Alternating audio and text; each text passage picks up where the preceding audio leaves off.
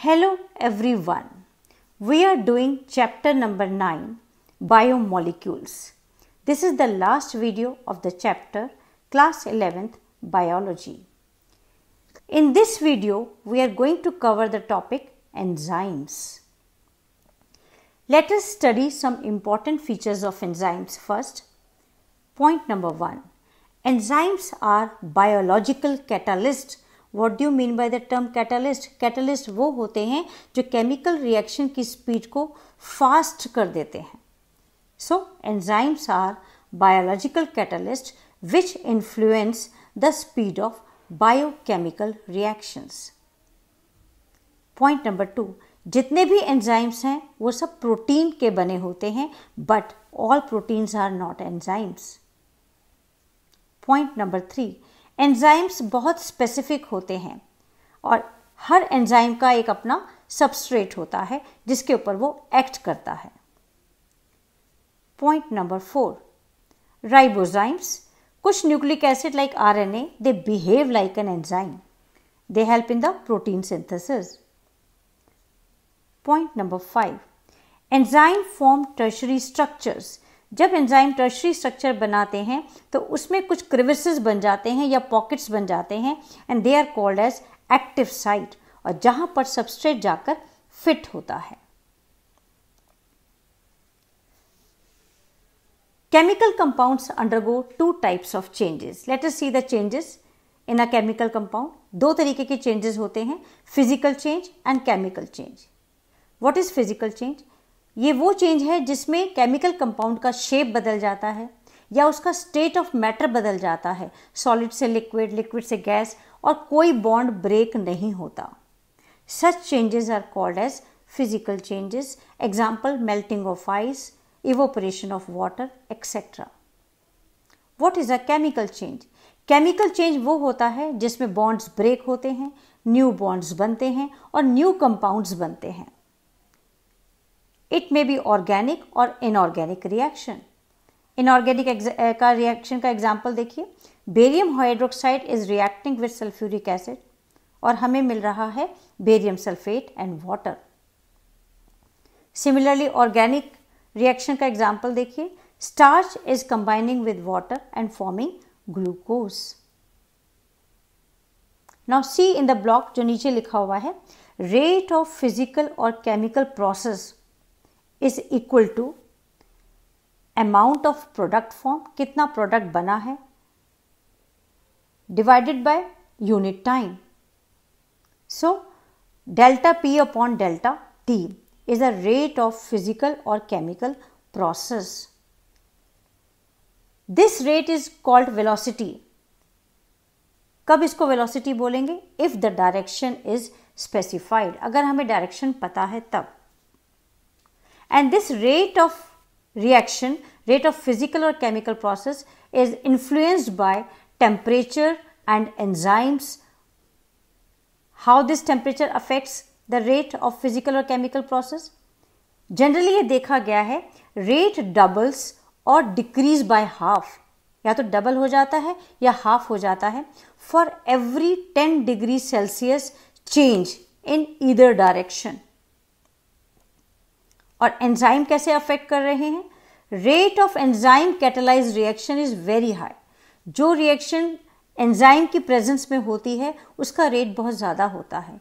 For example, carbonic anhydrase एक enzyme है जो बहुत ही फास्टेस्ट एंजाइम है और ये केमिकल रिएक्शन को कितना बढ़ा देता है देखिए. It accelerates the reaction 10 million times. कौन सी रिएक्शन है वो? Carbon dioxide combines with water to form H2CO3 in the presence of carbonic anhydrase. और अगर ये एंजाइम नहीं है तो only 200 molecules of H2CO3 are formed in 1 hour. 1 घंटे में सिर्फ 200 मॉलिक्यूल ही बनेंगे. लेकिन अगर ये एंजाइम होगा तो 1 सेकेंड में 6 lakhs मॉलिक्यूल्स भी बन सकते हैं H2CO3 के. So rate of enzyme catalyzed reaction is very very high. In a metabolic pathway, देखिए डिफरेंट चीज देखिए. कोई भी मेटाबॉलिक पाथवे है, फॉर एग्जाम्पल यहाँ पर आपके सामने है glucose is converting into pyruvic acid, right hand side पर लिखा हुआ है ग्रीन कलर से। ओके, इस पूरे पाथवे में 10 स्टेप्स हैं। Okay, and each step is catalysed by different enzymes. ये कन्वर्जन बहुत सिंपल नहीं है कि ओनली 1 एंजाइम इज रिक्वायर्ड और 2 enzymes are required. So we require 10 enzymes to complete this reaction. Glucose से पायरुवेट में कन्वर्जन हो रहा है और हर स्टेप पर अलग अलग एंजाइम्स हैं। So 10 different enzymes are there which are helping in the glycolysis pathway. And also you can see the end product. End product भी different हो सकते हैं depending upon the conditions. For example यहाँ पर देखिए glucose is first converting into pyruvic acid. अब pyruvic acid को अगर कोई ऑक्सीजन नहीं मिलता, ग्रीन कलर के कॉलम में लिखा हुआ है नो ऑक्सीजन अवेलेबल, तो अगर हमारी बॉडी की स्केलेटल मसल्स हैं तो वहां पर क्या बनेगा, लैक्टिक एसिड, और अगर ईस्ट है तो इथेनॉल बन जाएगा। This is called as fermentation anaerobic reaction. And if the oxygen is present तो एंड प्रोडक्ट डिफरेंट बन गया, क्रेब्स साइकिल में एंटर कर जाएगा, ऑक्सीडेटिव फॉस्फोरिलेशन हो जाएगा and 36 molecules of ATP will formed. ATP is adenosine triphosphate. This is called aerobic respiration. So end products also depend upon the conditions available. Okay. Now let us see the principle of enzyme action. ऊपर का diagram देखिए, एक lock है, lock को बोला गया है enzyme है, की को बोला गया है सबस्ट्रेट है। सो जो हमारा बेसिक है इसमें लॉक एंड की मॉडल है इसका। एंजाइम और सबस्ट्रेट के बीच में जो रिएक्शन होता है वो लॉक एंड की मॉडल से हम एक्सप्लेन कर सकते हैं। एक लॉक के साथ एक ही की होता है, इसलिए एक एंजाइम एक ही तरीके के एक ही सबस्ट्रेट के ऊपर एक्ट करता है।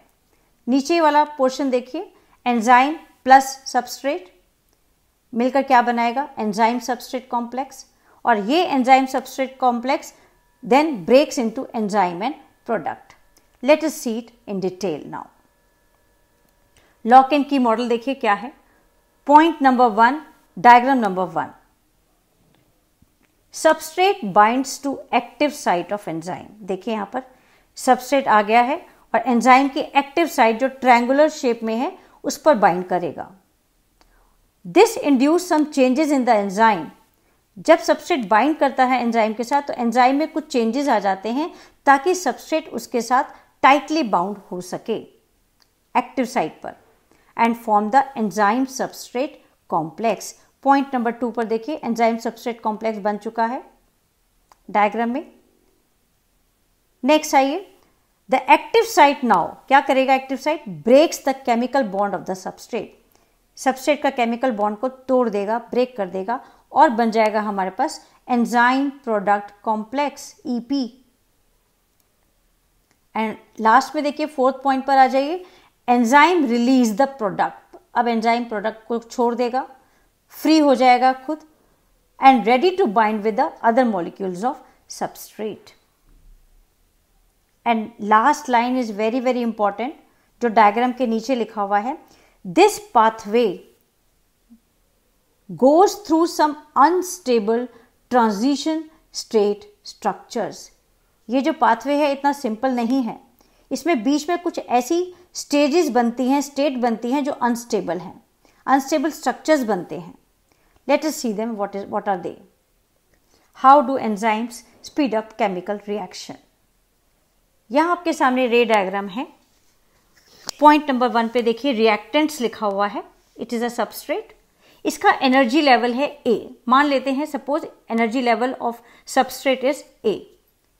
अब इस रिएक्टेंट्स का में बॉन्ड्स को ब्रेक होना है और न्यू बॉन्ड्स को बनना है प्रोडक्ट के लिए, तो इसके जो मॉलिक्यूल है वो उसका जो स्ट्रक्चर डिफॉर्म हो जाएगा या बेंट हो जाएगा। पॉइंट नंबर 2 पर देखिए, मॉलिक्यूल मस्ट डिफॉर्म्ड और bent to form new bonds, to break old bonds. Okay, point number 3 पर आइए, जब मॉलिक्यूल का स्ट्रक्चर डिफॉर्म हो गया है तो अब एक ट्रांजिशन स्टेट हमें मिलेगा which is unstable. Unstable transition state will form और जिसका एनर्जी लेवल बहुत ज्यादा होगा। सपोज इसका एनर्जी लेवल B है, अब ये अनस्टेबल है और पॉइंट नंबर 4 पर आ जाइए, ये ब्रेक होगा और प्रोडक्ट मिलेगा। यहां पर मैं एक टर्म यूज कर रही हूं अभी, activation energy. It is equal to B minus A, energy of the unstable transition state minus energy of the reactants और द सबस्ट्रेट।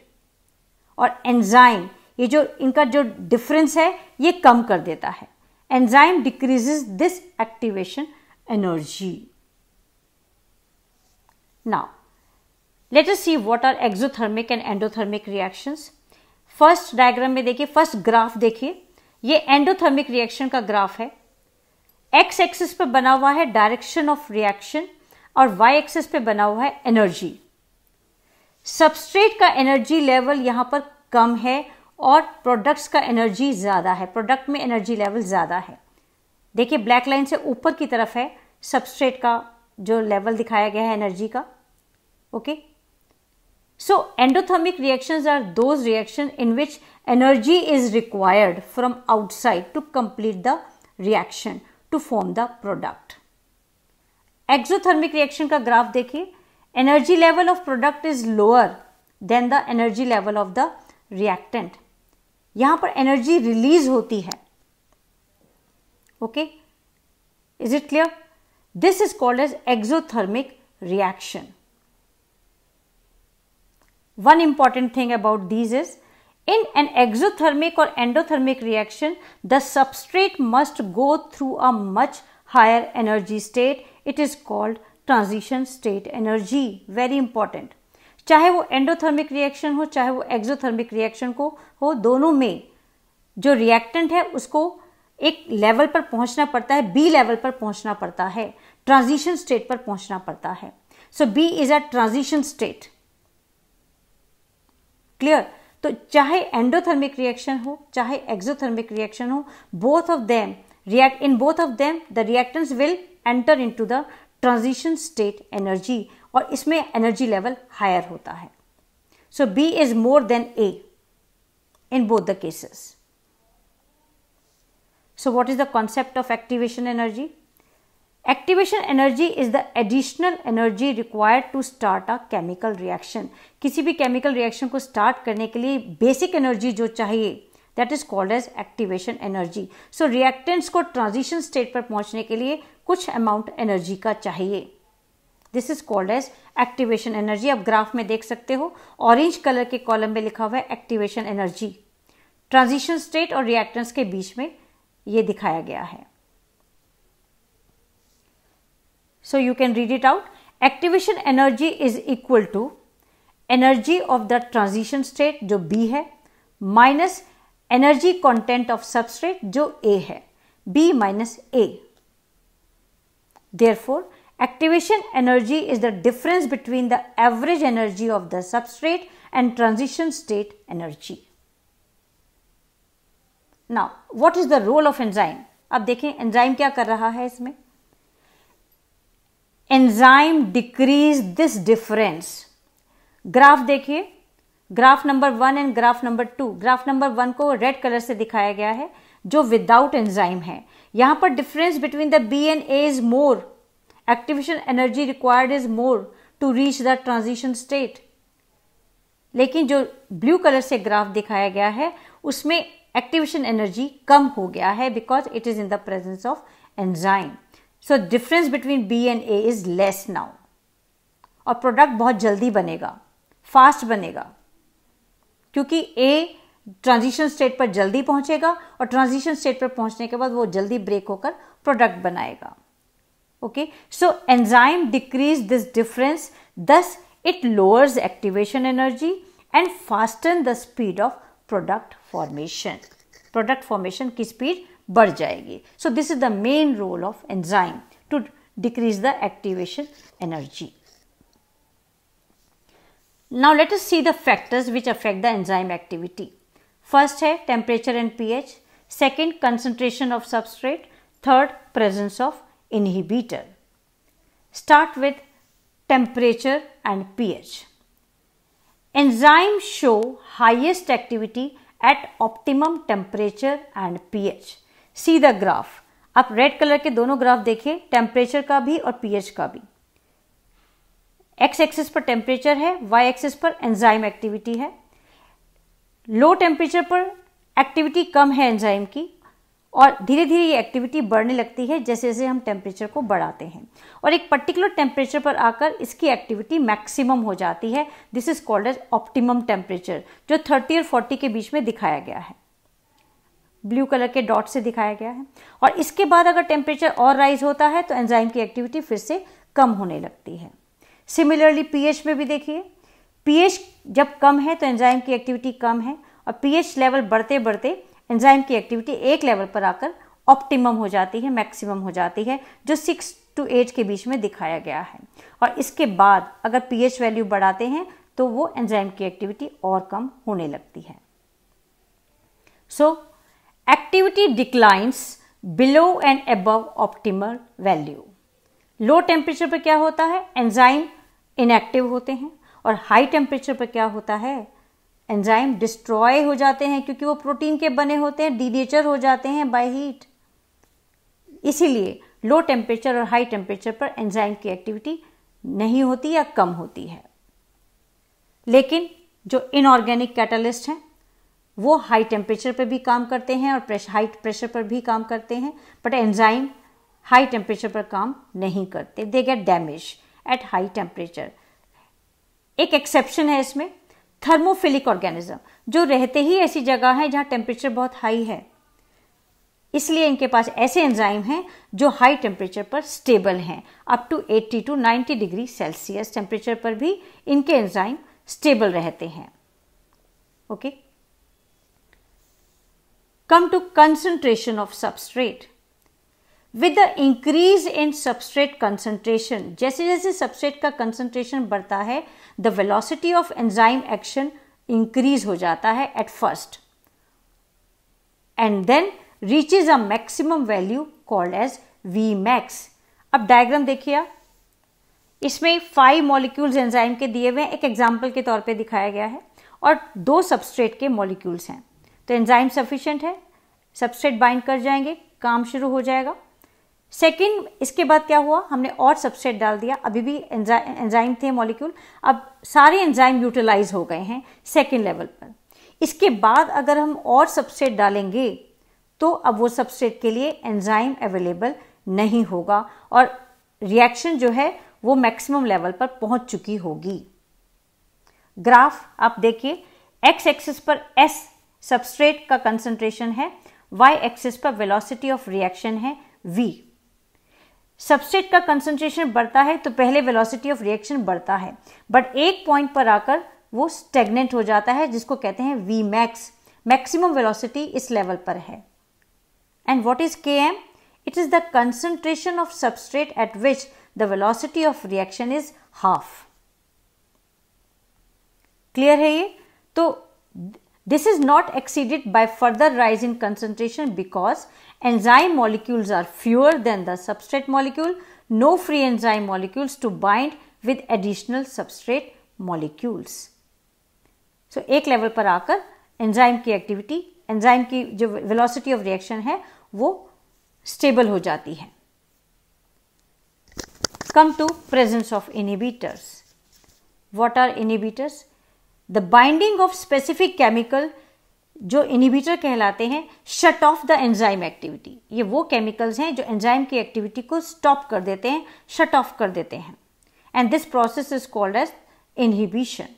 2 तरीके का है ये, non competitive and competitive. Diagram देखिए नॉन कॉम्पिटिटिव का, एंजाइम दिया हुआ है, ट्रायंगल शेप में एक्टिव साइट है, सबस्ट्रेट है, इनहिबिटर है।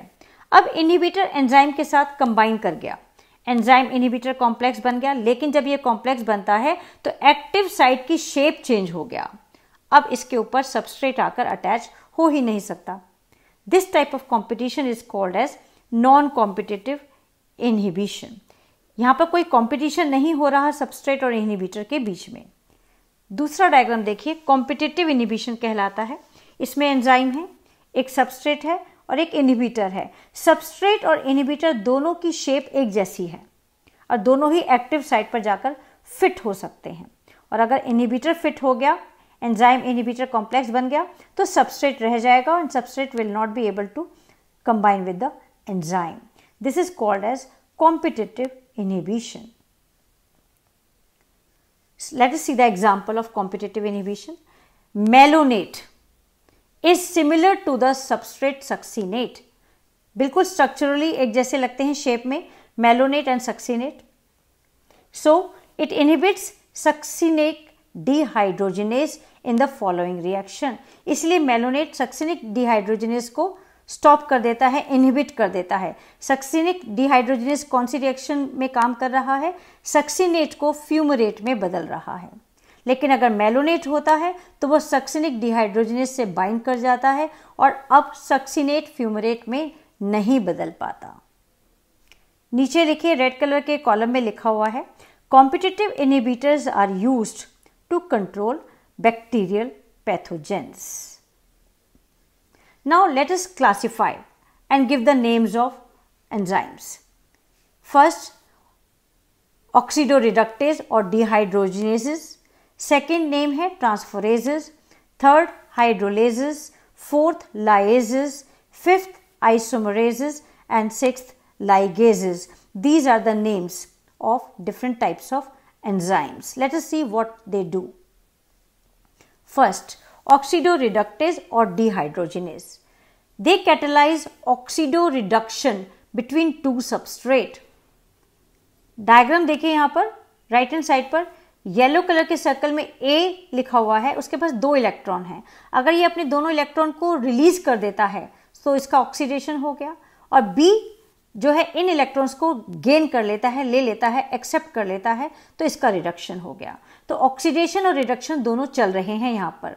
इस टाइप को के रिएक्शंस को कैटेलाइज करने के लिए जो एंजाइम्स हैं वो कहलाते हैं ऑक्सीडोरिडक्टेजेस और डिहाइड्रोजिनेजेस एंजाइम्स. सेकंड है transferases, catalyse a transfer of group other than hydrogen. Right hand side पर देखिए, AB plus C giving A plus BC, तो B ट्रांसफर हो गया AB से C में. This type of reaction is catalysed by transferases. Third, hydrolases catalyze hydrolysis of esters, ethers, peptide, glycosidic, carbon-carbon, carbon halide और phosphorus nitrogen bonds. Example right hand side पर देखिए, AB is reacting with water forming AOH plus BH.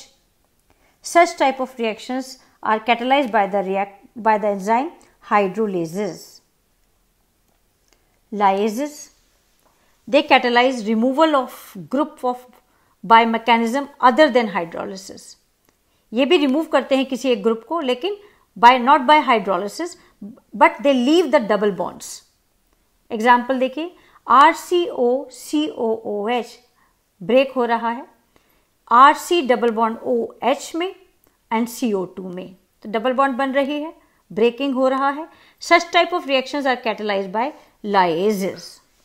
Next, isomerases. ये क्या करते हैं enzyme? They catalyze interconversion of optical, geometric और positional isomers. बस position बदल देते हैं कंपाउंड में. ABC is changing into BCA. Such type of reactions are catalyzed by isomerases. And last is ligases. They catalyze the linking of two compounds together. 2 compound को इकट्ठा जोड़ रहे हैं. एग्जाम्पल देखिए राइट हैंड साइड पर, X plus Y in the presence of ATP required है, इसमें XY बन गया, बॉन्ड बन गया X और Y के बीच में, plus ADP and phosphate is release. Such type of reactions are catalysed by ligases. So this is about the classification and nomenclature of enzymes. Now come to the cofactors. These are non-protein constituents. Non-protein होते हैं nature wise ये, और ये bind कर जाते हैं enzyme के साथ to make the enzyme catalytically active. Enzyme inactive form में है तो उसको एक्टिव में कन्वर्ट कर देते हैं ये. एपो एंजाइम क्या है? ये प्रोटीन पार्ट ऑफ एंजाइम है. आप डायग्राम देखिए, रेड कलर के ब्लॉक में एपो एंजाइम दिया हुआ है, ग्रीन कलर का कोफैक्टर है. दोनों जब कंबाइन करते हैं तो होलो एंजाइम बनता है and this holo enzyme is active. Cofactor plus apoenzyme is forming holoenzyme. Apoenzyme is inactive and holoenzyme is active. So these cofactors, they help to make the enzyme active. और जब इनको remove कर दिया जाता है तो एंजाइम कैटालिटिकली इनएक्टिव हो जाते हैं, अपनी कैटालिटिक एक्टिविटी खो देते हैं. Now types of cofactors: prosthetic group, coenzymes and metal ions. Prosthetic group क्या है? ये ऑर्गेनिक होते हैं, टाइटली बाउंड करते हैं एपोएंजाइम के साथ, बिल्कुल फिट हो जाते हैं एपोएंजाइम के साथ. एग्जाम्पल है haem in peroxidase and catalase. What they do? They catalyze breakdown of hydrogen peroxide to water and oxygen. So heme is a part of these enzymes. This is the prosthetic group. Come to coenzymes. Coenzyme भी organic हैं, but they bind transient, temporarily bind करते हैं apoenzyme के साथ.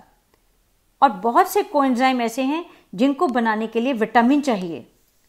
For example यहाँ पर देखिए NAD, nicotinamide adenine dinucleotide, and NADP, nicotinamide adenine dinucleotide phosphate.